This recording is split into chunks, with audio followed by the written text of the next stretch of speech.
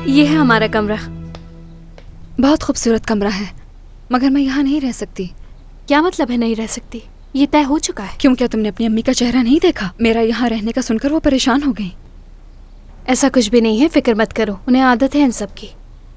देखो मेरी बात सुनो, आज से कोई फर्क नहीं, कोई यतीम खाना नहीं होगा।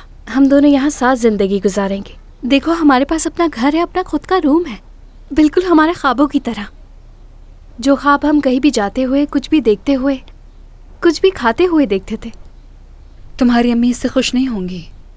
वो ज़रूर होंगी, और ज़रूरत पड़ी तो उन्हें हम दोनों को अपनाना पड़ेगा। तो क्या हम बहनें बन जाएंगी? अनम, हम तो पहले से ही बहन हैं। मैं जानती हूँ तुम्हें अभी भी मुझ पर भरोसा नहीं है। मैं तुमसे वादा करती हूँ यार कि सब कुछ बहुत अच्छा होगा आने वाले वक्त में।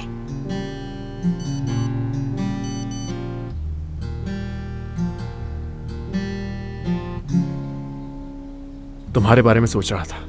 मैं अपने दोस्तों की तरफ जा रहा हूँ, कहूँ तो लेने आऊँ तुम्हें? अली तो तुम्हारे पीछे ही पड़ गया है। फरहत तो पागल हो जाएगा। मुझे इन सब से कोई फर्क नहीं पड़ता कि वो दोनों क्या कर सकते हैं, जो मर्जी करें।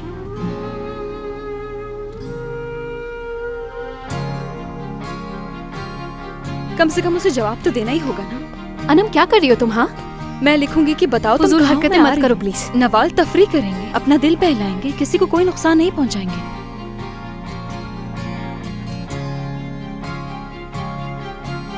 यार ये तुमने क्या किया? बिल्कुल ठीक किया।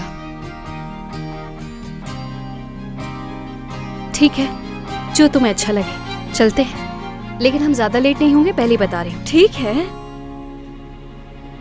लेकिन मेरे पास कपड़े नहीं हैं। इस तरह तो नहीं जा सकती ना मैं। चलो मेरे साथ।